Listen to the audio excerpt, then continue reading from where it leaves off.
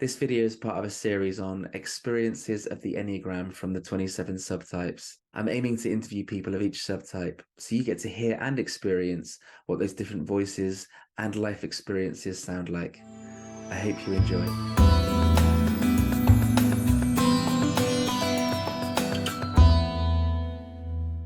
Hi Marta, thank you for taking the time to share with us today.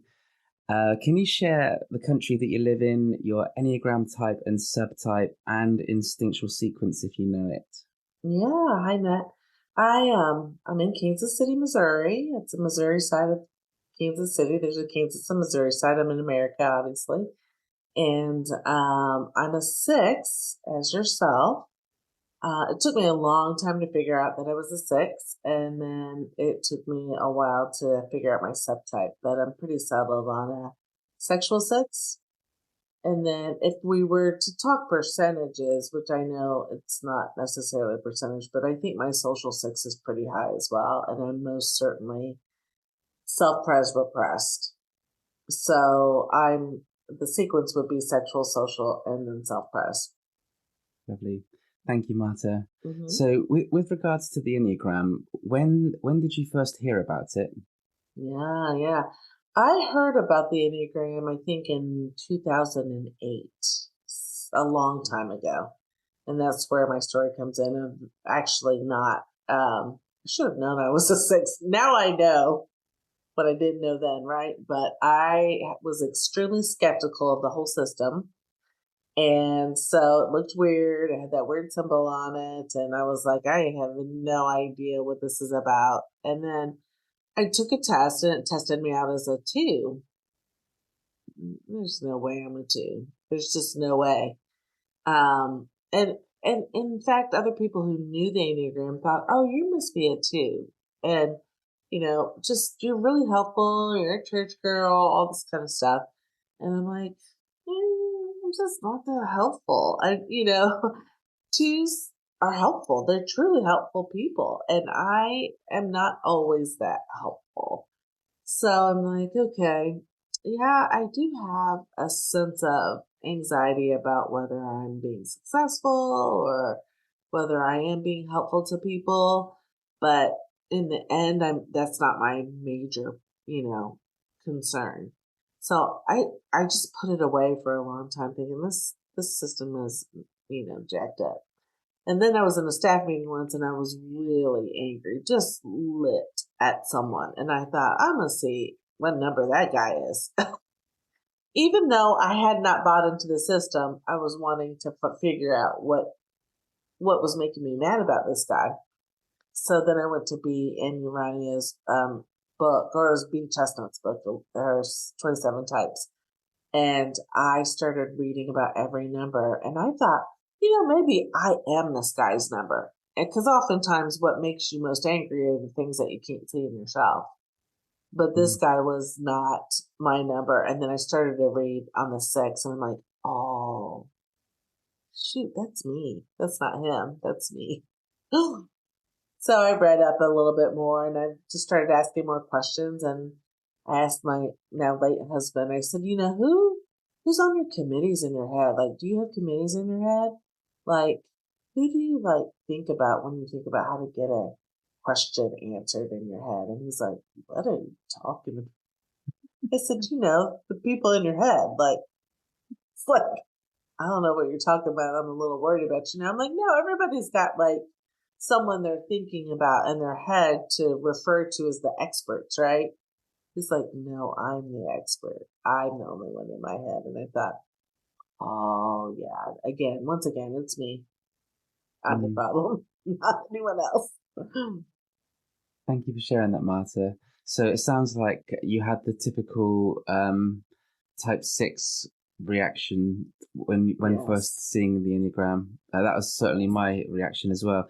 In fact, I don't know how common it is for Christians to first see the symbol and react in the way that we've reacted to it, or whether it's typically more sixes that are Christians as well. That would be quite Yeah, interesting. I'd love to have like it would be. some kind of results. Are sixes more generally suspicious, and freaked out by the symbol when first seeing the Enneagram? I'm not sure. I I don't know. I do think that's a good question. So if you find out, let me know. Yeah, I would love to know. I think that sixes are generally just suspicious in general without really knowing it. And in fact, so I started studying in 2008. About 2011, I figured out that was my number. And then I really dug deep into it. And I even thought, how can I explain this to everyone without that symbol? Okay. Yeah. And then when I realized what the arrows meant and what all those things meant, I'm like, you can't change it. You can't change the way it looks because it all has a meaning to it. And the visualization makes it so much more makes sense. But it was funny that I actually thought, well, maybe I'll change the symbol. Yeah. Thank you, Marta. Yeah. So you first heard about it in 2008, hmm and you met with it with suspicion, and then how long did you stay with it before you kind of just went, this is really scary stuff? How long did it take you to kind of get to that stage? To get out of that stage, to kind of go and, and decide, yeah, this is probably good stuff that I can study. So it took about Yeah. 3 years. Yeah, it took about three Okay. years. And then about 2011, I started to try to dig up more information. Well, back then there were no books on it. It was B's book and Richard Rohr. And I actually got to talk to Richard Rohr about it. I went to his retreat center, the Center of Action and Contemplation Cool. and Action. Um, uh, Maybe that was 2014. So we talked a little bit about Enneagram then, and that was fun. And I got his videos on it. So there was some information there that I started to study. And then I found out from a local Kansas City Enneagram teacher, Jim Gum. I invited him to come to church, and we just dug deep into it. Brilliant. hmm Okay. So what who was it that first introduced you to the Enneagram? What was that? Yeah, I don't even remember. It must have been Okay. another pastor. I know I heard about it a little bit at seminary, and I did a search in my emails, and like I said, I had heard a little bit about it from someone had sent me something in 2009 from Riso and Hudson, and it just took me forever to a for me to think this is not something weird, but B, for me to really dig deep and study. Someone had to tell me, listen, this is not a personality test. This is not a thing where you can just, buy into it and weave in and out of it. It's important inner work, and it takes time and it takes effort and intentionality. And Mm. once I kind of figured that out, I was willing to kind of dig deep into it instead of just judging it from its cover. Yeah. Thank you, Marta. So yeah, that leads on to the next question, really. How have you found the Enneagram like most helpful in your life? Yeah, so once I dug really deep, as people in our heads start to do, we start studying it, want to figure it out. And so we had a lot of fun with it and originally, especially in my family. I have adult children now. And we were trying to figure out, they were very much into it and trying to figure out what their numbers were and how we entered as a family into conflict and crisis. So it's really fun when you have adult children because they can actually engage in some deeper level conversations about how my husband and I parented them, and in a lot of ways how we failed in lots of ways then. So it was great conversations. My daughter had come home for the summer once from her college, and my son was home. We were all at home one summer, and so it was a good time for us just to read. It was weird because we'd read a chapter at the dinner table and then talk about it.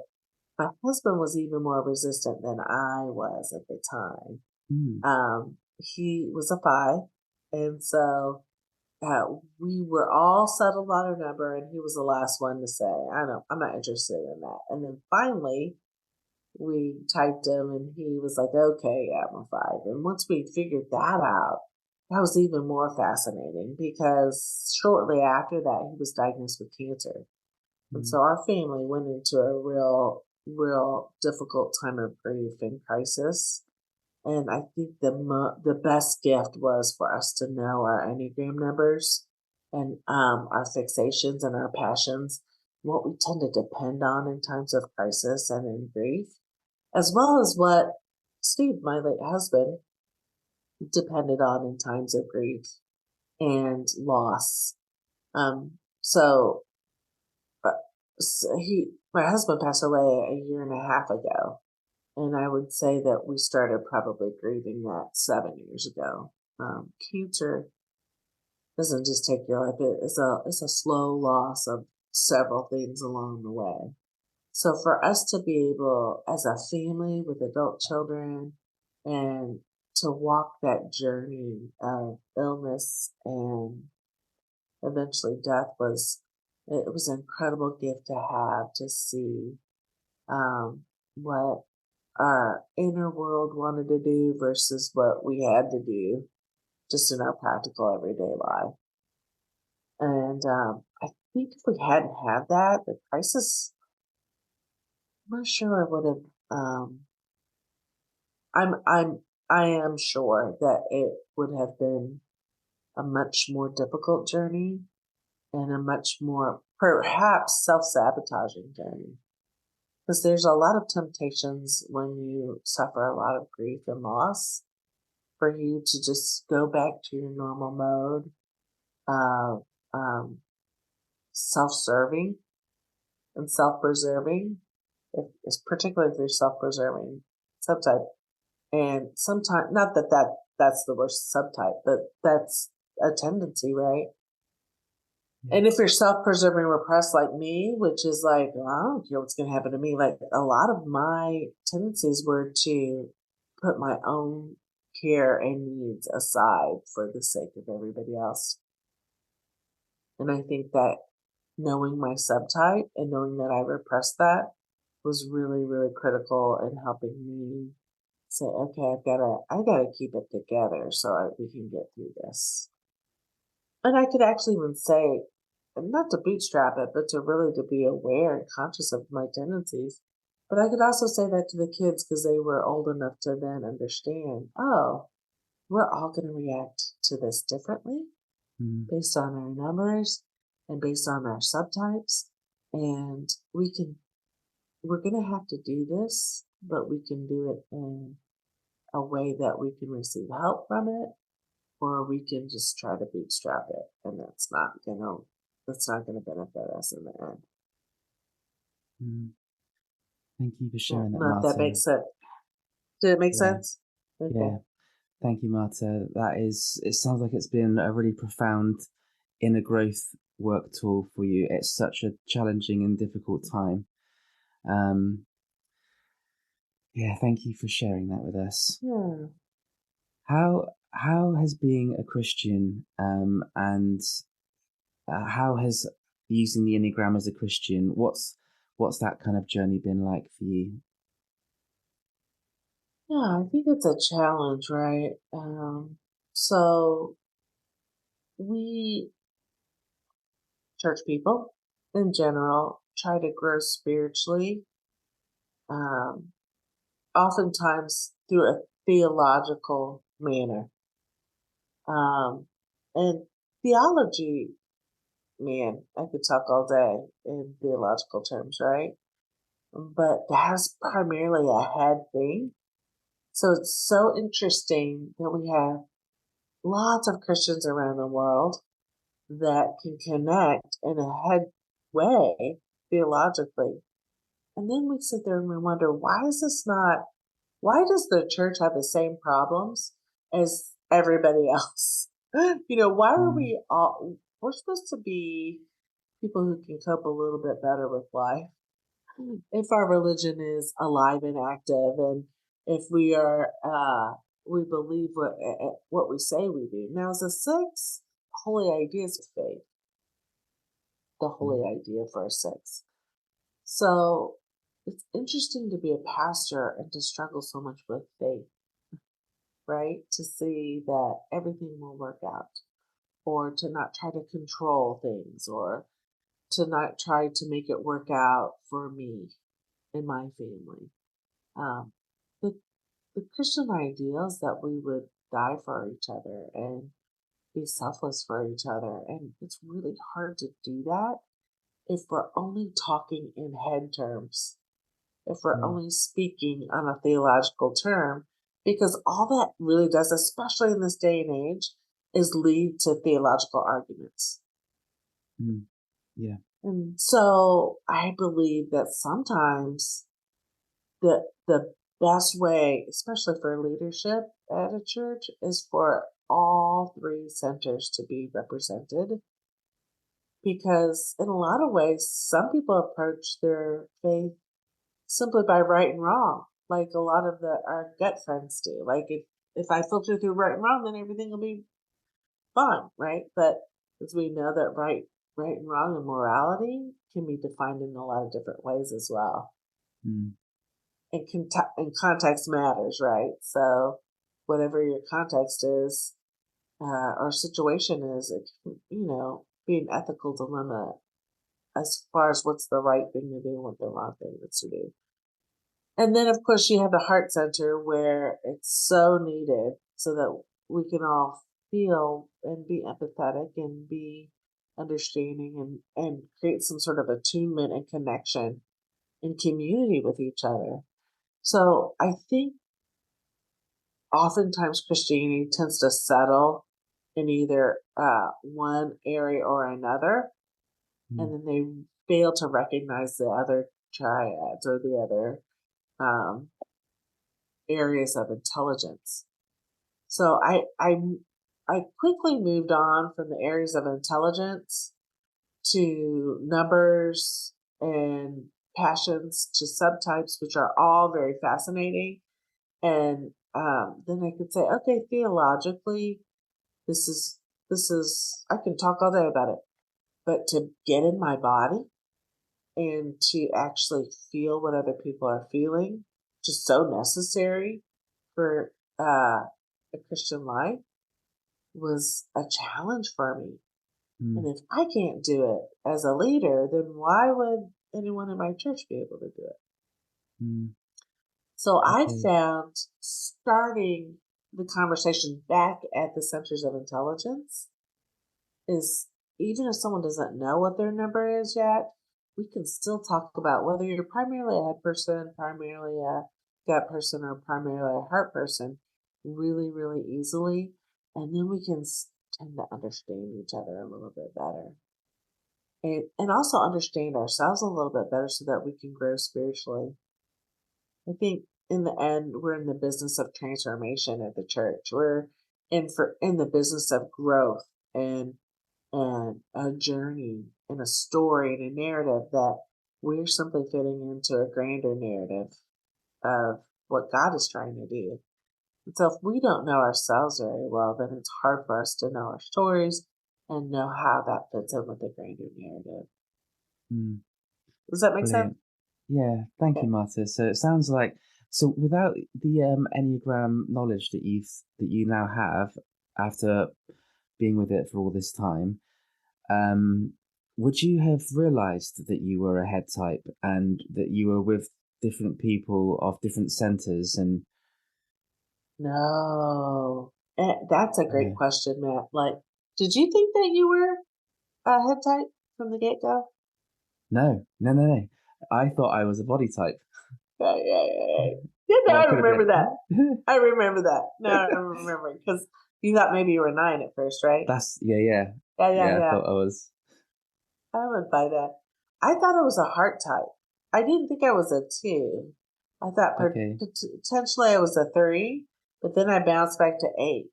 Hmm. Because I have a short fuse. Okay. Do you know what that means? Like um. I get lit really easily. Like it doesn't take much for me to get angry or to get worked up. What I thought that was anger. In Okay. actuality, it was anxiety. Mm. Yeah, that's interesting. So I would see some of my anger, some of indignant things at what people did, Um, uh, I would see all that as caring and being passionate and being, angry at the things that are unjust in the world, and now I see it as fear and anxiety.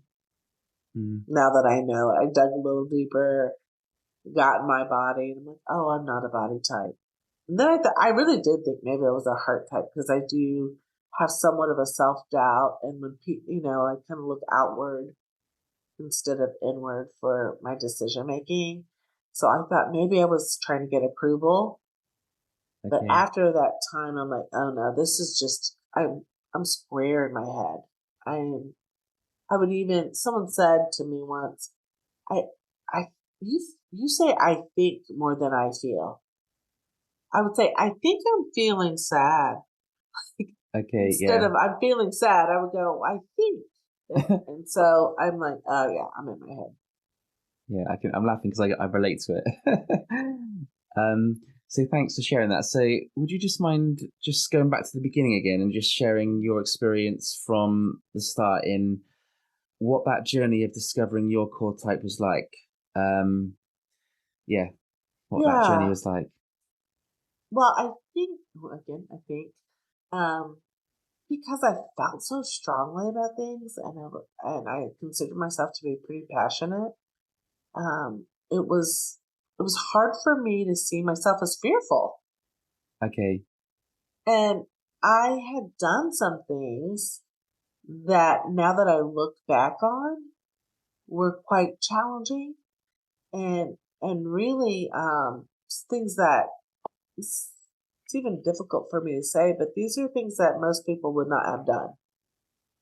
Um, I just when I first got married, I picked up and I moved overseas. I sold everything that I did, and then I moved to Bulgaria with my husband.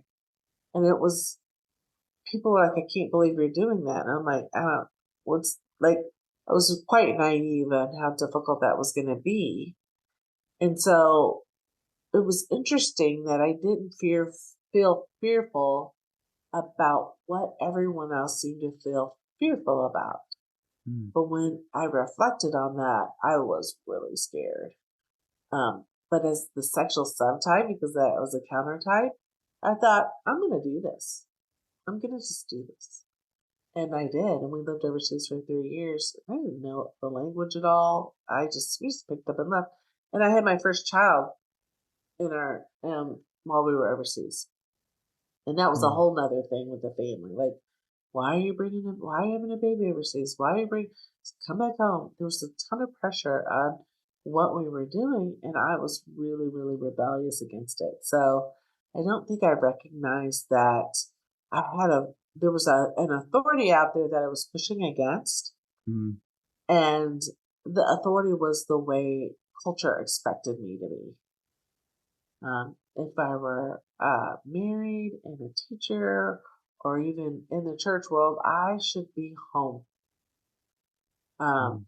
and I really push back on that. If I were a good mom, I would not work full time, and I push back on that. And then I think the most challenging thing was when I became a pastor because I'm in a church tradition that doesn't ordain females.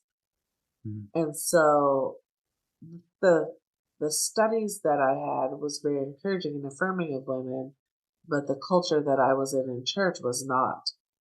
And I pushed back on that, and eventually I became ordained. So what's interesting is that those are all terrifying things for me, but they were things that I did, which then made me very confused about whether I was actually brave and courageous Okay. or stupid.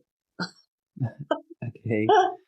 Like, So was I just doing something stupid or was I, and it's probably a little bit of both. thank you, Marta. So what you're talking about there is that the passion of fear for type sixes. And so, am I right in thinking that at the time that this was happening, you wouldn't have necessarily said that you were in touch with fear, that you were acting courageously and, being bold and rebelling and going against the authority, but you wouldn't. at that time recognized it as being motivated by fear? No, I No. didn't. I was not in Okay. touch with that at all. Okay. Um, I just kind of saw it as let's do a hard thing because I it's the right thing. That's kind of why I recognized or thought I was in my gut because it was the right thing. I would talk a lot in terms of right and wrong. But in actuality, I would, if I were to really talk it out, give myself some time for reflection and conversation, I probably would have said, yeah, I buy into this maybe 80%. Okay. But my actions were very much confident and 100% on things because I knew that I had to do those things to get things done. And I was more afraid, I think, of the alternative, which was I would do nothing Okay. instead of doing something. So I pushed myself in a lot of situations, social situations, whatever the case would be, with and telling myself I don't need to be fearful. So I was doing a lot of self talk that I didn't even Mm. recognize. Yeah. Yeah, that does sound a lot like a sexual six. In terms of Enneagram numbers, from the beginning of your journey up until you finally landed with sexual six, what numbers and subtypes did you work your way through until you landed? Yeah, I really thought I was an eight at some point because I Okay. really resonated with the fact that if there's a void, that I was uncomfortable with a leadership void. So if I were in Okay. situations and nobody was leading, I would just be like, well, for goodness sakes, let's just get this. But now I see that as more of me not being able to sit with tension. Okay. So I would want something to be finished with in the way that a sexual six would do. Like just get it over with, and then you won't be anxiety. You won't be anxious anymore. Mm. It's very different than an eight, which is really trying to control and fill a leadership void. If there's a void, the right thing is to do to fill it and to do the work that's required. It's a little nuance from that.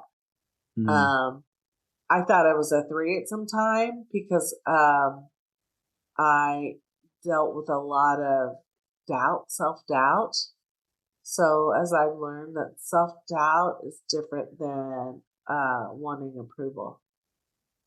Mm. I found that I was not so much a three in that I did not filter everything from a position of performing for other people.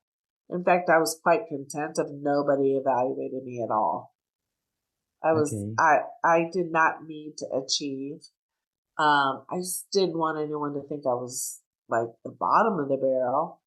But I'm very content with being average.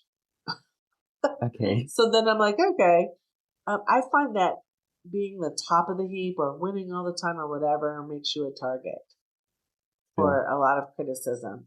And that made me anxious. So no, I'm not a three because threes will continue to achieve and they usually can. And then I thought, well, maybe I'm a one because of all this self talk, this doubting that I'm in. And Okay. then I thought, okay, self doubt is different than self criticism. Mm.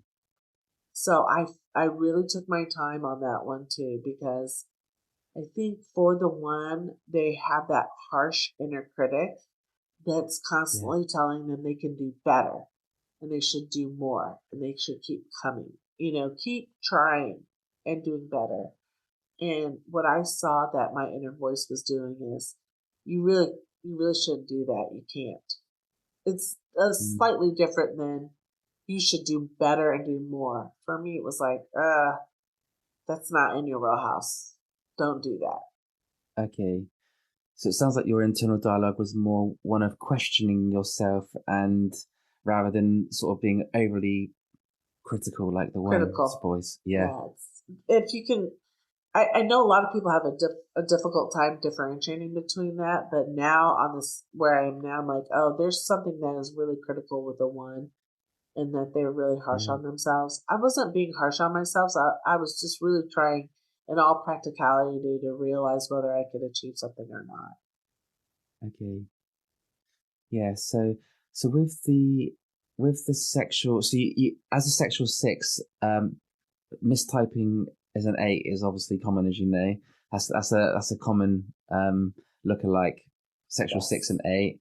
And Yes. then you considered three for a while. Yes.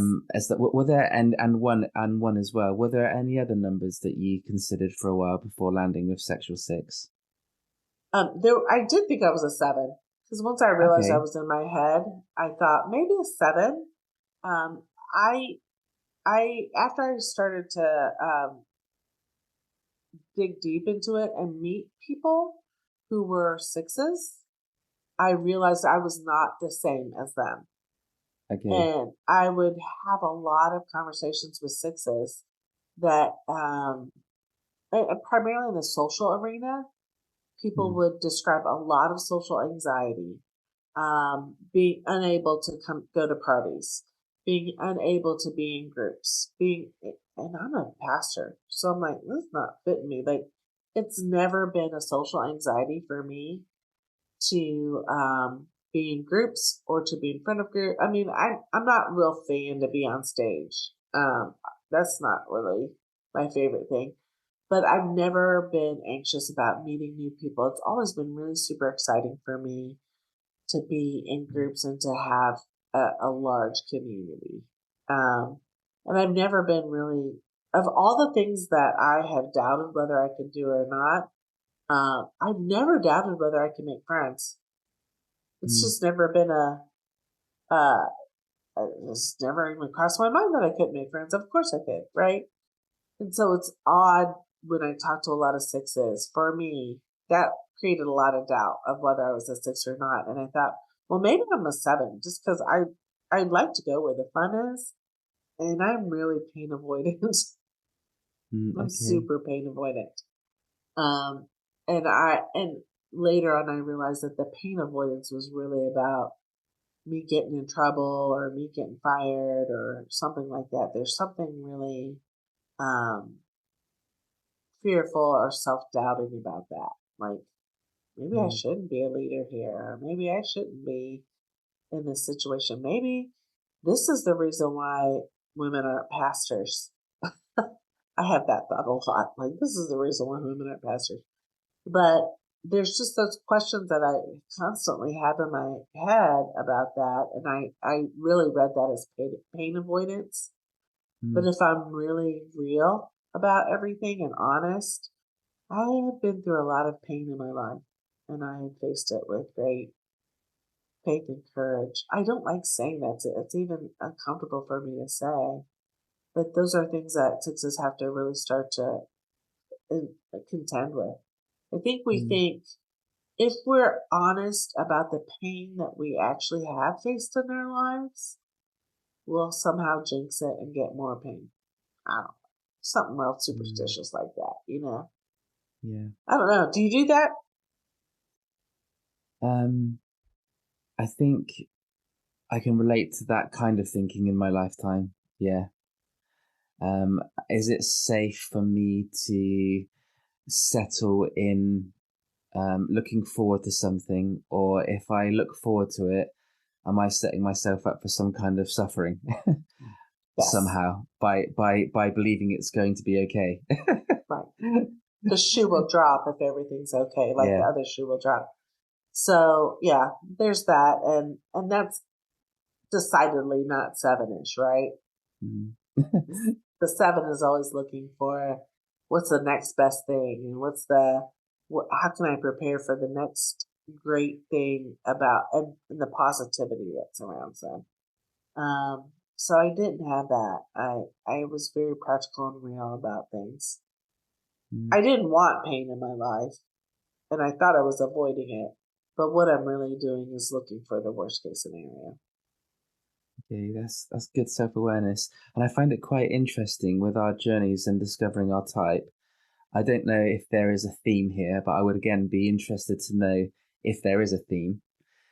I find it interesting that myself as the self-preservation six, I thought not my arrow to nine. was possibly a type for me, and I also thought that type 5 was possibly a type for me. And I find it interesting that you, as the sexual 6, had the opposite. You had the other Very arrow, exciting. and you had the other wing. And I find that interesting. I would love to know if there is a pattern there, or whether it's just, I just noticed that difference between us. Yeah. Yeah, that's fascinating. Now I didn't put that together, but yeah, that Yeah. makes sense. And obviously, our parents and the culture that we grow up in is going to have a massive impact on how our type shows up as well. So Right. I had a lot of 9s growing up. How about you? What kind of overlay did you have? Yeah, so I have a slight cultural overlay in that my dad was in the military, my mom's Japanese, my dad's American. So I'm Okay. half Asian. So I always consider myself to be a third culture kid, like not quite American and not quite Japanese. Okay. And we traveled a lot. And so I know that my siblings struggled with traveling, moving every couple of years from base to base. And that created the environment and the type of person they were. But for me, it was fun. For Okay. me, I knew that I could meet new people and make new friends. It was not anxiety ridden for me, but I was also the fourth of four. So I think my siblings kind of paved the way for me on that one. Mm. Um, and so that became a normality for me, is to be able to try to find a place to fit very quickly because I knew we would move. And that actually became a skill of mine, to be honest, a very good skill for me to find a way to belong very quickly. But then I realized, oh, that's a very six thing to do, belonging and Mm. thinking about the whole. I mean, we're often known as sixes as the glue that holds up, things together because we're always looking at the collective. And I think that my upbringing really feeling like I was outside and needing to fit in very quickly was one of the positives about being a six is to figure out how to do that. Mm. Brilliant. So, In terms of Enneagram types, do you know what Enneagram types your parents oh were? yeah, that's a good question. So I think my dad was probably a nine, um, Okay. military though. So very rules oriented and not I wouldn't say he was very mild mannered. And Mm. so he had that peacekeeping thing going on as long as the rules were followed. And I'm pretty sure my mom was an eight, Okay. but with being Japanese, I think there was a cultural overlay of her needing to keep it in check. Mm. But I think very much so. She was very vocal and she experienced a lot of racism in America, especially after World War II. She's 91 now. And Mm. so she had a lot of challenges that met her, and to raise four kids in a different culture in a time after World War II was probably like she's amazingly strong. And as I mentioned, my dad tended to be a little more mild mannered and merged with my mom, so Mm. it was really interesting. I think she was an eight. Yeah. Yeah, it's interesting, isn't it? How our parents, I mean, Enneagram theory to one side, of course, our parents are going to have a massive impact on us one way or another. And obviously, it's just interesting to see how that plays out in Enneagram theory and Enneagram type as well. Yeah, it is interesting, and I and Pick up I on that. I like to see how birth order affects us because I Yes, yeah. do I do think as a fourth child of four that my siblings did quite a bit of raising me, and Mm. so my siblings' influence were Wow. was a lot because they're quite older than me, and Okay. so my two older sisters they fought a lot. A lot of this kind of came up in some of the retreats I did, but I realized that most of the conflict happened between my sisters. Okay. And that I was always trying to get out of it. Like I'm not gonna hang out here because it's not safe. Sure. So just out of interest, what Enneagram numbers do you think your siblings are? Or are? Mhm. So my oldest sister, I'm pretty sure is a sexual 4, Okay. and then my second sister, I'm pretty sure sexual 6, Okay. and then my brother, which is between me and my oldest sisters, I'm pretty sure I have not typed them all. I have typed, but my sisters I'm closer with. I'm pretty sure he's a 7. Okay. Interesting. Interesting how the sevens come in there again. Yeah, yeah. So he's the closest to me in age. Okay.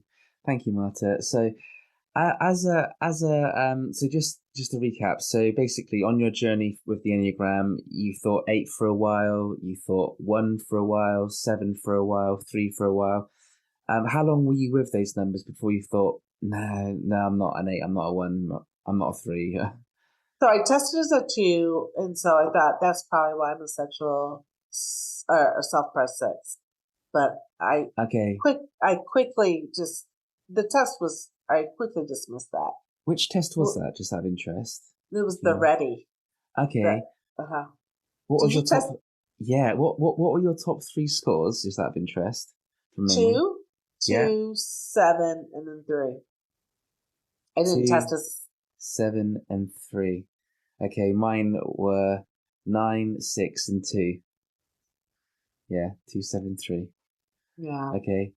Okay, and was it the result? Was that one of the first things you did? Because it was one of the first things I did with the Enneagram. I did a test Yeah. before I sort of going in depth into reading any books or what have you. It was that similar for you? You did the online Yeah. test. I did the online test and then I very quickly knew I was in a 2. And then I was just went to the Centers of Intelligence and I asked Okay. around. I just thought I'm probably not in my heart. I'm not Mm, that big of a approval seeker. And then I thought, well, that must mean I'm in my gut because of mm, I have I like to say it positively. I have a lot of access to my anger. mm. That seems to Yeah. be the emotion that I can access very quickly, and Mm, it seems to be, um, and then I was talking to people who really were in their gut, 8, 9 ones. I would talk to them, and they felt very bad about their anger. interesting. Okay. They Yeah. would say, "No, I don't like being an angry person, but I'm an angry person," or one might say, "I don't think I'm angry. That's wrong."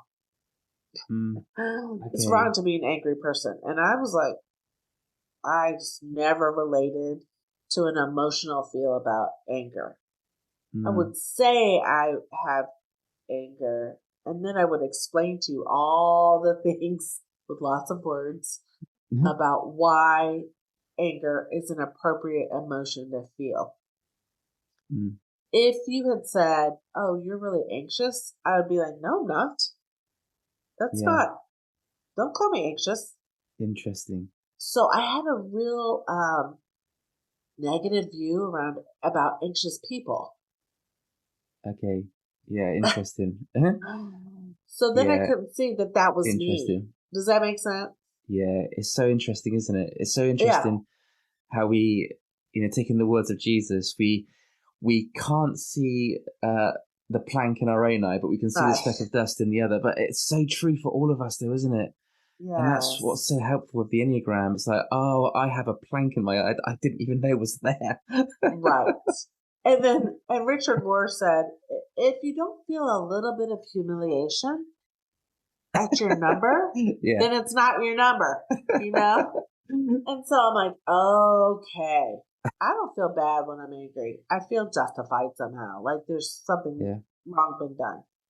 And I can articulate it very well. But if you were to say to me, you're terrified, I couldn't get around it. And then when I did some somatic work, I remember being angry once and someone said, where do you feel it in your body? And I'm like, oh, that's a good question. And I felt it in my head. My Mm, head was just pounding. And they said, because you're thinking about it a lot. Like, Yeah. and I'm like, oh, okay, this is all in my head. And the Mm. overthinking and the prepping and all that, then it became very clear to me I was probably in my head.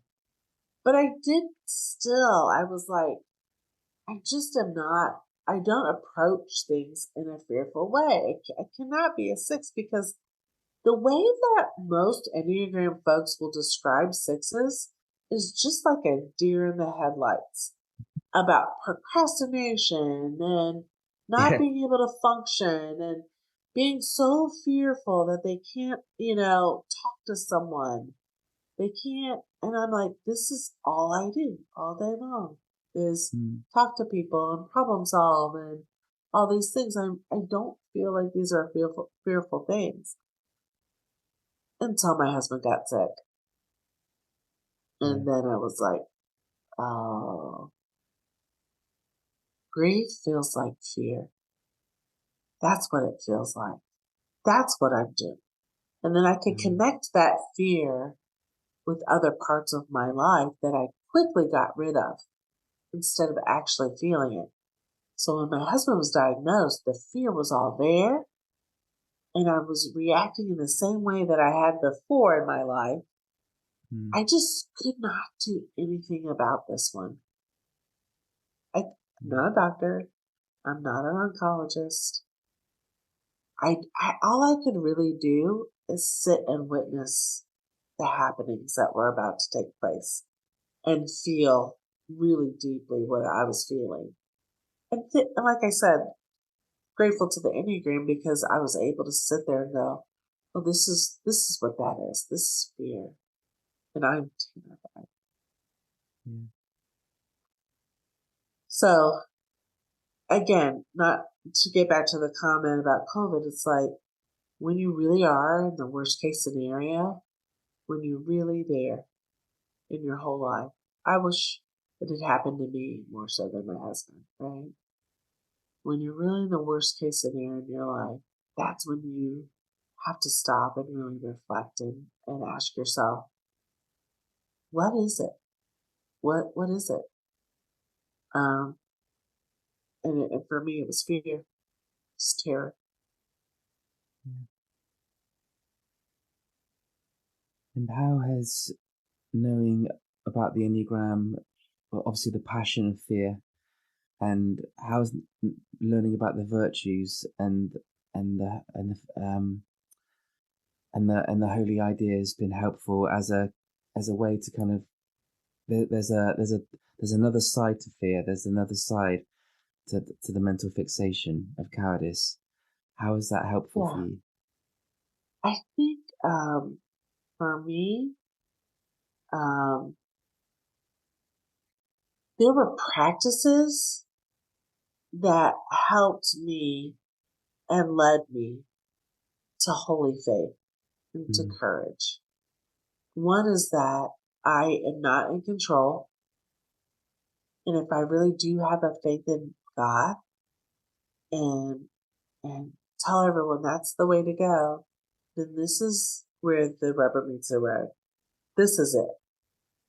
If there's a God, then he's going to meet me here in the cave, in the darkness, in the fear.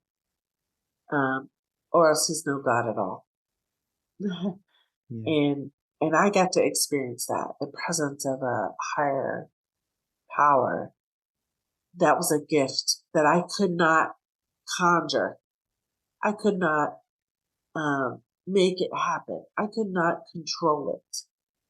I could not stop life from, I could not keep life going on. I could not stop the death from happening, right? I could only surrender to that which God had for me. That is a place of radical trust that even as a Christian, I hadn't done. I hadn't done that. So in a lot of ways, it was a time for me to mature, for me to grow up, to say what I actually say is what I'll do and what I'll trust and what I'll believe. And what I believe, actually sustained me through the whole process. Mm. Uh, Sometimes I talk and I don't know if I'm making any kind of sense because a lot of that time was a blur for me. Mm. Um, but I think that's the point, is that in uncertainty and in the fog and in the dark, there's still a presence that's holding me and keeping me safe.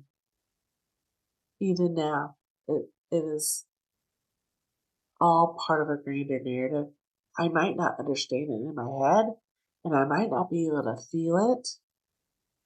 But if I stay present, then I can see it and I can be aware of it. Mm. Some of the practice that you did about coming back into your body, having a center in prayer is so important. And I think the ancients did this all the time and were more aware of it. And we don't do that. We don't do those practices.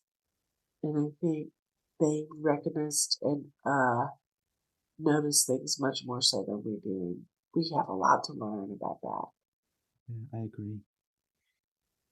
Yeah, you've been on a profound journey, Marta, and only you truly know what it's been like for you to have gone on that journey. So thank you for sharing part of that with us. Yeah. In in terms of your subtype, and as a Christian, how have you found your subtype helpful? How's knowing that you're a sexual six been helpful as a Christian, or just Yeah. generally? Yeah, I think again it does go back to that. This is really hard for sixes, and it was hard for me until recently to realize that the subtypes are really about flight, fight, or freeze, right? Mm, And as my subtype, I think that the sexual subtype is fight. yeah, That's our impulse to fight, right? yeah, and and fight and control and anger and all those things are just what I've learned to be. There's a term called spotlighting, and that's when you talk or you do so much stuff that you almost blind everyone around you, and it keeps you from being vulnerable. mm, So a sexual subtype is one that controls, that is going to fight, is going to do all these things so that no one can see, even ourselves. We can't see the vulnerable part of ourselves, which is very afraid, very self doubting, very anxious. We mm, don't want anyone to see that because we don't want to feel it. We're trying yeah, hard not to feel it. yeah, So the idea as a Christian is to allow yourself to feel something without actually behaving in the impulsive way. So, not reacting, but actually feeling all that fear, allowing God to do the comforting, allowing God to do the controlling, allowing God and, and, and really your community, your brothers and sisters in Christ, right? To help you. And if you're not vulnerable, you don't need any help, right? It, mm, vulnerability equals needing help. And I think we don't often lean into that. So my impulse is to fight and to try to control it, but it often is quite self sabotaging because then people are like, she doesn't need any help. She's fine. yeah. I And I agree. do. I do need help. And I do. Our family was so blessed to be able to receive so much, but it was difficult to receive that kind of emotion and love and care. And I have to ask myself, why is that difficult? But to stay grounded, not to fight and then also not to flee, right? But to stay present and be there when people want to give. Feel like I'm talking a lot. Yeah. It's lovely. Thank you, Marta. And so basically, it's been helpful for you to know about the sexual six subtype, because I'm hearing that it's almost encouraged you to sort of see it and to slow down the the kind of the reactivity in the subtype, and to go, okay, I can slow this process down, and I can think about opening myself up to receiving help and to receiving compassion from God, rather than just going into this strong reactive sexual six, fight, place. Yeah, I think it's about control. Okay. Yeah. And when we get to a place where we don't have to fight and we don't have to flee, and we can be entirely present, that is the place where God meets us. Mm. And I think He meets us through different people. And I think He works through people in our lives. But if we have this hard shell around us where people are thinking that I might come at them, or I might control things, or I might not receive things well, people are really uncomfortable in times of pain anyway. They don't know what to say. They don't know what to do. They don't know how to make it better. And the truth is, they can just by being my friend, or, reaching out, or telling me a memory of Steve. Those are all of our favorite things, is to hear good memories of my husband. And people can be fearful of doing that just because they don't want to cause you more pain. Yeah. And then if you are in your subtype and you're really resisting being helped, or acknowledging pain at all, then you sabotage the process of how it really works, Mm. which is that God meets us through the people, that the characters in our story. Yeah. Thank you. Thank you for sharing that, Marta. Is there anything else you'd like to share with us about your experiences with the Enneagram or your type? Anything that I haven't asked that you might find helpful for other people to learn about sexual six? Um, I don't know if there's anything that I have left now. I think that since this can often be stereotyped, and so I'm really aware of that there's so many, three different subtypes are so different from each Mm. other that it's difficult for us to resonate with a six initially, because we're all so different. But also, I think that it's been difficult to teach about, because people don't quite understand how we could be so different.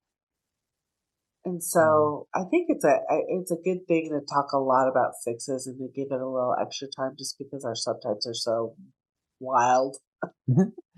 Yeah, Oh, I've heard B Chestnut say that type fours and type sixes are the two types where the subtypes are the most distinct from one another. So I'm so grateful for Enneagram Academy, because if it wasn't for their material on subtypes, I don't think I don't think I would have landed with a six. So agreed. yeah, Agreed. I'm very grateful for that. I think subtypes are the key, and yeah, I think agreed. they're really, really on it with that. And I do think uh, just, if there's anything that folks should be doing, it's that, because it it just is so much clearer and Yeah, so much more helpful, especially in the growth path, because there's yeah, somewhat a slightly different growth path for self-press six that there is for a sexual six. If yeah, you had yeah, gone through what I had gone through, and vice versa, if I had gone through what you've been going through, there's a different kind of slightly nuance to it. And um, yeah, I think that's super important. yeah, absolutely. Because our reactivity is going to show up differently. So Completely. yeah, because as the sexual six, you've shared that you don't have and haven't had much issue with anger.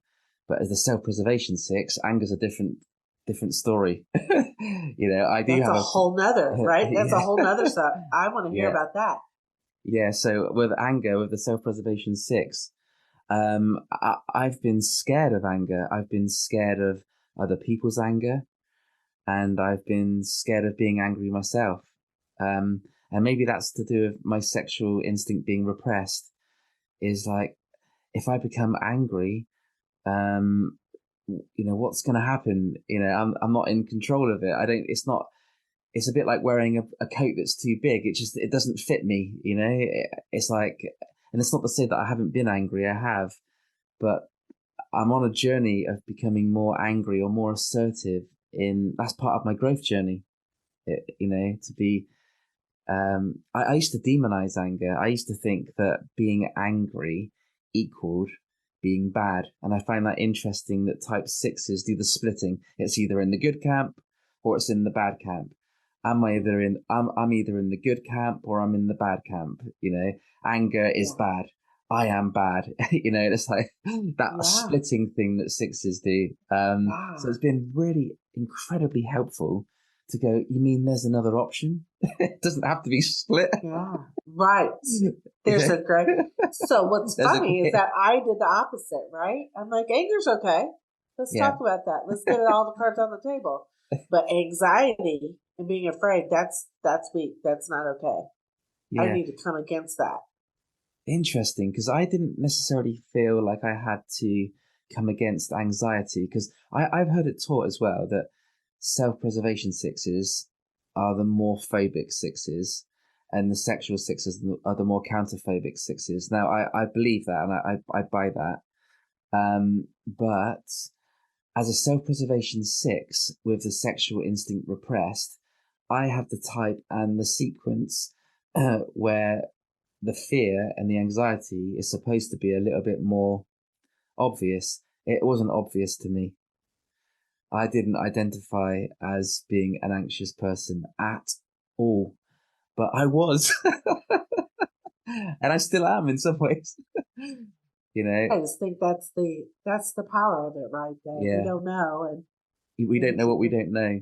But I also wonder if that was my 9-ish overlay kind of coming in as well. Maybe I was a little bit zoned out to myself. I think in some ways I was zoned out to myself. Um, yeah. Sorry, Matt. I'm losing my voice. Must mean I'm talking too much. So coming in for a landing.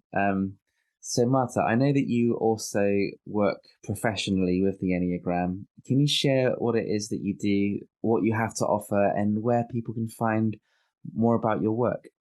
Yeah. So I do some teaching and team building and coaching. I can do it in the executive arena. I can do it in the church. I also work with families, and I do Enneagram coaching with family dynamics. Cool. So that's fun. And my website's in process right now, but if you want to post my email, anyone can email me at any time. It's marta.gilliland, 3 L's, 2 I's, at Gmail. And I can pretty much just set up a teaching that is geared toward whatever you would want and through the lens of the Enneagram. So, yeah, that's what I do. And then I work in churches and other teams as well. Brilliant. Thank you for sharing that, Marta. And the work that you do, you're a pastor in a church, aren't you? Yeah. I am. And I apply most Enneagram team building things to staff and to actually when I coach in family sessions, I can do it there.